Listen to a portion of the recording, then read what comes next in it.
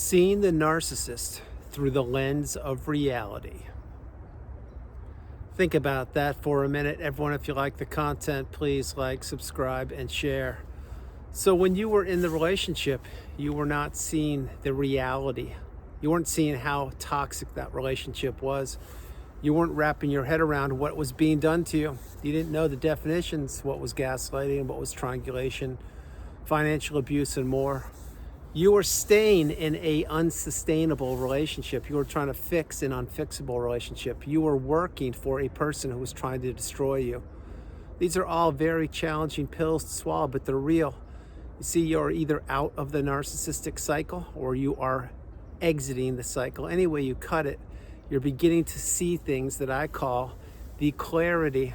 This is the clarity. This is you. This is the beautiful, bright, shining light. This is energy. This is what you were used as. You were used as a fuel source. You could not see through the proper lens when you were in that relationship. You were being manipulated. You were being lied to. You were being cheated on. Your money was being stolen. You were being blamed. You were being given the silent treatment. You were working to fix something that could never, ever be fixed. You were walking on eggshells. You were subservient to this person. You weren't being respected. You weren't being heard. You weren't being honored, and you were not being appreciated. The longer you stayed in that narcissistic relationship, the worse it got. The worse it got, the more of a shell you became of yourself. The more of a shell of yourself you became, the more you lost your identity to your abuser. The more they stole your identity, the less fuel you had for yourself, because they were using it 24/7, 365 days a year, 366 including leap year. The narcissist was pressing on that gas pedal of abuse. They were continuing to pepper you in that ocean of toxicity. They were continuing to isolate you. They wanted to abandon you. They wanted to see how much you would tolerate, how much you would take, how many times you would turn a blind eye, how little you would trust your instincts, how little you would trust your intuition, how you would ignore red flags, make excuses for them, be given the silent treatment for maybe a weekend, and then knock on their door and say, hey, is everything good? Can we just talk about this? Can we just, I don't know what I did, but I apologize. I just don't want to do it again. I hope you're okay. You see, you were giving to a person who was feeding off of you. I shared with you earlier, and in so many thousands of videos I've created, you are the beautiful, bright, shining light. It is not a coincidence I am here in the Carolina woods creating this video with that beautiful background and backdrop. It's to remind you that you have everything within you. The narcissists try to take everything and more from you. That's why when you entered the relationship, you didn't know what kind of person you entered the relationship with. Now you're understanding so much more about humanity, about narcissism, about empathy, about mindset, about emotional intelligence, about people that don't have the ability to regulate themselves, about how people can use, abuse, manipulate others, crumble them up like a sheet of paper, throw them away on the freeway, and not care one bit about them. The narcissist was wearing a mask when you met them. They assimilated themselves with you. They glommed onto you. They sold you a bill of goods. They sold you nothing but future faking, days of what would never be. And once they got as close to you as they deemed close enough to begin to extract things from you, i.e. when they sank their dirty fangs into you, that's when they began to pull back. You see, the beginning of these relationships, it is usually called the love bomb. I call it the euphoric stage because not everybody loves the narcissist or falls in love with them. Euphoria is a more accurate term. But having said that, in the beginning, you think everything's puppies and rainbows and unicorns and butterflies, and you're excited to be with the person. What you don't realize is they were laying out a trap for you to fall into, because they had laid out multiple traps before they met you, when they were meeting you, and they're doing it right now. The trap you fell into was because you were deemed as a viable fuel source for them for a period of time, which was the length of that relationship. Your relationship may have lasted a month, maybe a week, maybe a day. Maybe it was a one-night fling. Maybe it was somebody you married. Maybe it was your parent of 50 plus years. Maybe it was your sibling. You just figured out that they're toxic. Maybe it's your adult child who is about to get married to a narcissist. I can't tell you who the person is you're considering, but once you become awakened and aware, educated and empowered, as I have, you see the world the way it really is. You don't see the world the way everybody else wanted you to see it, mainly, specifically, the narcissist. You see, the narcissist paints an illusion. They paint a future of promises that will never come to fruition. While they're doing that, they're selling you everything they possibly can or could, and they're taking everything from you right out from underneath your feet. That's why when you are in these relationships, and specifically when you're caught up in the trauma bond, you are in a place that you are extremely vulnerable, you're naive, you don't know what's going on, and you are reporting back to your abuser, yeah, the narcissist, and they knew that. Because again, they've done it before. The second part of the cycle, I'll just finish that part up. Second part of the cycle is the devaluation stage. That's when you're helpless. That's when usually you're trapped up and caught up in the narcissistic fog, and actually you are, maybe the trauma bond. Third part's the ending of the relationship, and the fourth part, this is very important, it's a Hoover. Don't accept a Hoover. Become unhooverable. And you may say, well, what's a Hoover? I don't even know what that is. Well, yeah, it's a vacuum cleaner, of course. It's also when the narcissist is trying to test the temperature of you. It's also when the narcissist is trying to steal your beautiful, bright, shining light. They're trying to steal your mindset. The narcissist wants to live in your mind rent-free, and they're testing the temperature to see if you've healed, if you've seen behind the mask, if you've figured out who they are, and if you're strong enough to say, I'm done, and go no contact and block them. A Hoover is not something that everybody receives. Many people never get a Hoover. You don't want a Hoover. You may be thinking to yourself, actually, in the back of my mind, I kind of do. I kind of want to know what's going on. Well, you may think that eventually you'll see it my way. You don't want to know what's going on. Not only do you not want to know what's going on, but you don't want the parasite, i.e. the narcissist, to know anything about you. The less you know about them, the better off you are. The less they know about you, the better off you are, which is why you must maintain your boundaries. Go no contact, block them, and get these people out of your life. You also have to cut the four ties: the emotional, the financial, the physical, and the spiritual tie. But when you begin to see the narcissist through the lens of reality, the magnitude of what they did to you, it's huge. It's overwhelming. I've shared this in so many videos. A Hollywood screenwriter can't come up with your life story. They just can't do it because they didn't live it. Now, if you were to tell your life story to somebody who hasn't gone through the cycle, i.e. the narcissistic abusive cycle, they would probably say, that story sounds so fantastic. And everybody, the definition of fantastic isn't always good. It means so sensational, so unbelievable. I can't believe that happened. Well, that's my definition of fantastic, and my definition is actually correct. Fantastic is not always good. Having said that, somebody may say that to you, and you'd be like, no, but that happened. And then this happened, and that happened, and that happened. That's why if you haven't gone through the cycle and come out of it in one piece and healed properly, then you have work to do.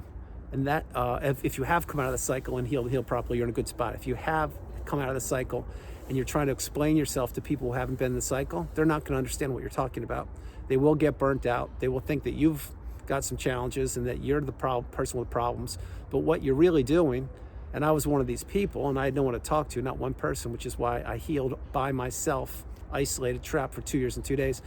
But what these people what you'll realize is these people don't understand you. They can't wrap their head around it, and you will be talking to people who eventually you will burn out. I'm talking about healthy people who perhaps don't understand what narcissism is. And truth be told, that's anybody, and I mean anyone, who hasn't gone through the cycle. You may not have gone through the cycle, and you may know the definitions, and you may know the terms and the glossary and you may have read all the books and all that, and that's great. But book smart's one thing. Experience is something totally different, which is why each and every day I create videos to pay it forward for those people who may not even know that they need help, and for those of us who have the ability to pay it forward, and also for those of us who are yearning for the answers to the questions that we have had or maybe still do have, because the narcissist will never give you closure. They will never, ever rip off that mask and say, yeah, that's who I am. That's what I did. I was always jealous of you. I never cared about you. I never loved you. What I wanted to do was to infiltrate your life and destroy you from the inside out. They're not going to tell you that. What they will tell you is this: it's your fault. I didn't ask you to do that. You're the narcissist. You need help. Go see a therapist. I can't believe you're behaving this way. You see, the narcissist can't introspect. They can't be accountable. They can't look inward. It would be too painful.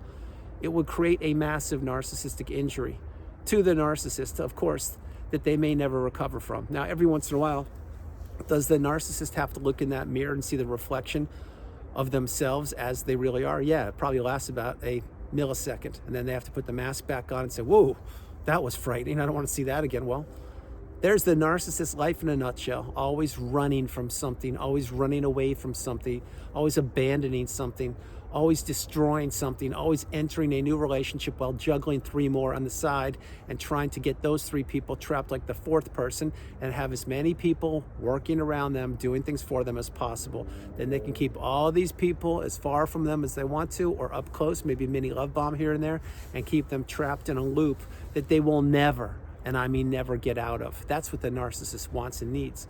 You must remember, that is you. That is me. It's a beautiful, bright, shining light. That is energy. That is what you are made of. That is what the narcissist isn't made of. They're made of a bottomless pit. There's a void within them that must be filled each and every waking minute of their lives.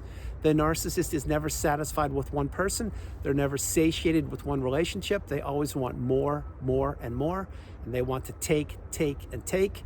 And the narcissist can never have enough, which is why they're hoarders, they're accumulators, they're abusers, they're manipulators, and they hide behind any curtain that they can find to cover up their fragile ego and all the toxicity and the abuse they've dished out over their lifetime. Now, having said all these things, when you see the narcissist through the lens of reality, the further you get away from these people, the more the clarity arrives, the more you realize that relationship was worse than you thought it was. Now, this is not meant to trigger you or upset you, but the reality is, the magnitude is, I can assure you, you're sitting on your couch right now, nodding your head, yes, you're right, Andrew.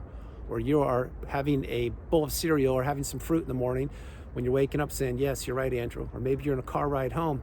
Maybe you're in a driverless car or an Uber or something and you're saying, yes, Andrew. Well, the reason you're nodding your head yes is because when you were in it, you didn't know where you were. You just knew that you couldn't ever get your footing. You were walking on eggshells, holding your breath and waiting for the next shoe to drop. You weren't taught this, so you didn't know what narcissism was. When the relationship ended, however it ended, you still didn't know what narcissism was. And you were probably pining for the narcissist, missing them, or trying to fix them, or trying to help them, or you didn't want to close access to them and all those things. Then you realize, wait, this person actually, then you figured out what narcissism was. Something happened. Maybe you stumbled upon it or typed into a browser like I did, spouse won't talk to me, and the rest is history. But then you realize, wait, this person really didn't care about me. And that's why every holiday was blown up. That's why all these birthdays were never celebrated. That's why the graduations were never attended. That's why they always did things at the last minute. That's why they made plans and broke them. That's why they were competing with me their whole life. That's why they were talking to complete strangers more than me and sharing and laughing it up. And they appeared to be closer to complete strangers than they were with me. That's why this person withheld intimacy. That's why this person counter-parented. They didn't co-parent. That's why they used the smear campaign. That's why they stole my money and hid the crypto and were cheating on me with my best friend or whatever they did. See, when you're in it, it is so shocking, so mind-blowing that you can't wrap your head around that one person would do a certain thing, whatever that was. This is when you're in the relationship. You don't know what narcissism is. Then when you see something, you usually discount it. You say, did that happen? And because you're in a trauma bond, because you're caught up and maybe you were in love with the person or cared about them or very, very close with them at the very least, you were saying, no, that's okay. They're just having a bad day. And you make an excuse for them. They watch you make an excuse for them, and then they say, whoa, this one's really taking a bite of the forbidden fruit. They're really drinking the Kool-Aid I'm pouring. This is good. I can do it again. And then the narcissist does it again. And then you get accustomed to the shock value that they bring. You get accustomed to the uncertainty. You get accustomed to the not knowing. You get accustomed to existing in the narcissistic fog. That's where they placed you. You see, the narcissist wanted to learn everything about you and yet tell you nothing of value or substance or truth about themselves. The more they knew about you, the more they would weaponize it against you. The less you knew about them, the less you ever had anything to put 2 and 2 together with. Example, maybe you were husband or wife number 3. Can't tell you. Maybe you were number 5. Maybe you were number 1. I don't know. But whatever the narcissist told you about their background and their upbringing, you need to take it with a grain of salt, because much of it may not be true. Some of it may be. Most of it could be. But now you know that this person you're considering, they can lie so effortlessly. They can cheat without even blinking an eye. They can rip the mask off and punish you for just being you. That's when you realize, oh, wait, I was sleeping with the enemy. I was living with an abuser. I was giving my energy and every bit of my mindset, my aura, my energy, everything about myself to this person who all they did was take mental notes, put it in the meat grinder, chew it up, spit it out, wash, rinse, repeat. That's what these people do. It's what they do over and over and over again. That's why once you get the wisdom, you need to get as far away from these people as fast as you possibly can, because the narcissist doesn't change. They will never improve. They will never elevate. They will never ascend. What they want to do is capture people, trap them in the narcissistic fog, use them up, spit them out, and chew them and run over them or drive over them with their car. Very graphic, but this is what the narcissist wants. Think about this. You're in the middle of an ocean in a boat, two people. It's you and the narcissist. This is now knowing what you know about narcissism. There's one life vest. The boat's about to capsize, and this is a hypothetical example. I hope it never happens. But do you think the narcissist for a second is going to put the life vest on you? They're not. They're going to put it on themselves, kick you to the curb, laugh, mock, and say, yeah, there was only one life vest. That's your problem. Too bad. They probably wouldn't even say that. This is what they do. They only care about one person. They care about themselves, not you. They never have. So when you see the narcissist through the lens of reality, you will understand this relationship was worse than you thought it was. That's why this is the relationship you need to heal from. I don't say that lightly. Think of any other relationship you've ever been a part of. You didn't have to heal from it. Maybe you lost a loved one. Maybe it was your mom, your dad, your spouse, your sibling. I don't know who it was, your adult child. I don't know, your child. You grieved them, you processed it, you did the best you could, but you gave yourself as much closure as possible. The narcissist does these manipulating techniques and tactics. They do all the games that the narcissist administers, the texting games, the ghosting games, the pining games, the triangulation games, the lurking games, the hiding games.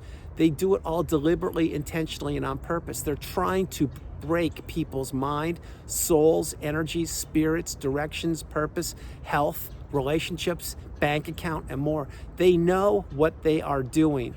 If you think for a moment the narcissist doesn't know what they're doing, you need to think again. They don't change. They only deteriorate, and they want to take you down with them and use you as a catalyst to springboard them from one leg of their life to the next, which is why you need to go no contact, get off the radar of these people.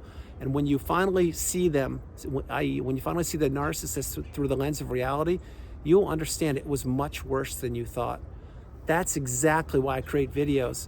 This isn't your average run-of-the-mill relationship that somebody broke your heart and you just had to put yourself back together. This isn't a relationship where you loaned somebody $1,000, they never paid you back.